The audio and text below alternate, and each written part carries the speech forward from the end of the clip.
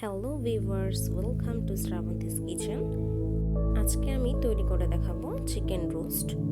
তো চলুন রান্নাটি শুরু করা যাক। রোস্ট রান্না করার জন্য আমি প্রথমে মাংসগুলো ম্যারিনেশন করে নিচ্ছি। তো এখানে আমি আজকে ফার্মের মুরগি ব্যবহার করছি। ম্যারিনেশনের জন্য প্রথমে দিয়ে দিচ্ছি 1 চামচ লাল মরিচ গুঁড়ো, 1 চামচ লবণ। এখন এই দুটো উপাদান মাংসের সাথে ভালোভাবে মিক্স করে নিতে হবে।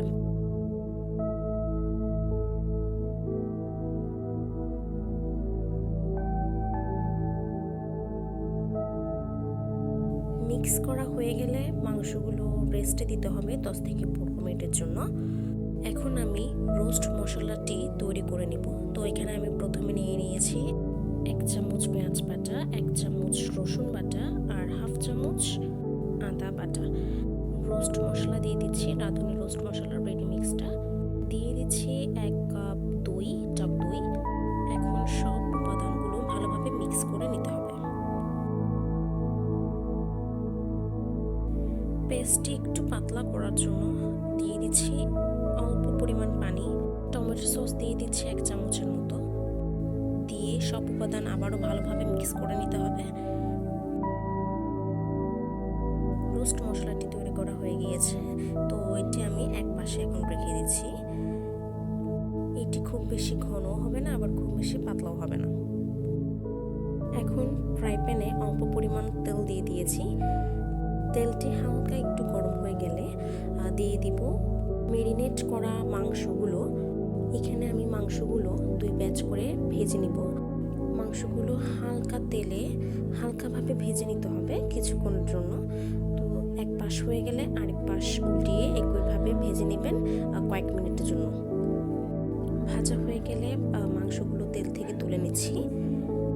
মাংসগুলো তেল থেকে তুলে নেওয়ার পর এখানে আমি দ্বিতীয়বার আবারও একইভাবে বাকি মাংসের পিসগুলো দিয়ে দিচ্ছি।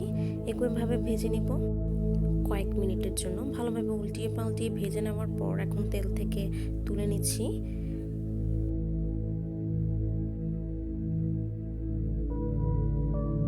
এখন একটি ননস্টিক ফ্রাই প্যানে দিয়ে দিব সয়াবিন তেল এবং 1 চা চামচ ঘি। তেল আর ঘি হালকা একটু গরম হয়ে গেলে দিয়ে দেব আস্ত গরম মশলা।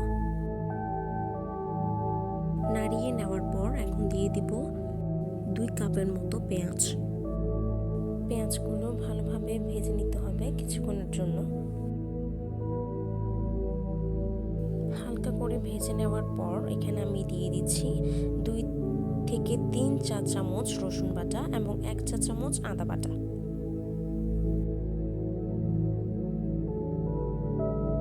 হালকা করে তেলে ভেজে নেওয়ার পর এখানে আমি এখন দিয়ে দিচ্ছি পেঁয়াজ বাটা। এখন এই সব উপাদানগুলো ভালোভাবে রান্না করে নিতে হবে যতক্ষণ পর্যন্ত এর কাঁচা গন্ধ চলে না যায়। এখন দিয়ে দিচ্ছি আগে থেকে তৈরি করে রাখা রোস্ট মশলাটি। এখন সব উপাদান ভালো করে মিক্স করে নেব। অল্প পরিমাণ পানি দিয়ে দিচ্ছি যেন মশলাটি পুড়ে না যায়।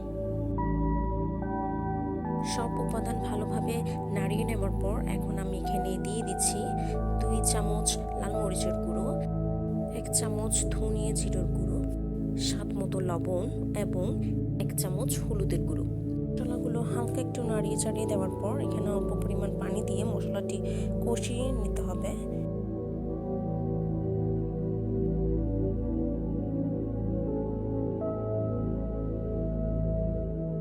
একটু পর পর মশলাগুলো ভালোভাবে নাড়িয়ে নিতে হবে যেন মশলাগুলো ফ্রাই প্যানে তলায় পুড়ে না যায়। কয়েক মিনিট মশলাটি ভালোভাবে কষিয়ে নেওয়ার পর এখানে আমি এখন দিয়ে দিচ্ছি আগের থেকে ভেজে নেওয়া মাংসের পিসগুলো।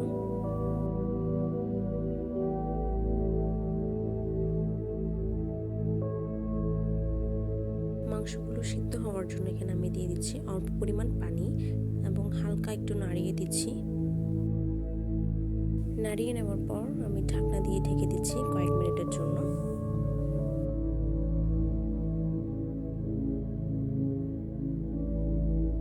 কিছুক্ষণ পর ঢাকনাটি উল্টিয়ে মাংসগুলো ভালোভাবে পাল্টিয়ে রান্না করে নিতে হবে আরও কয়েক মিনিটের জন্য। ঢাকনা দিয়ে ঢেকে রান্না করে নিব আরও কয়েক মিনিট। কিছুক্ষণ পর আবারও ঢাকনাটি উল্টিয়ে নিচ্ছি। এখন এখানে দিয়ে দিচ্ছি কয়েক ফালি কাঁচামরিচ, দিয়ে কিছুক্ষণ হালকাভাবে নাড়িয়ে নিব।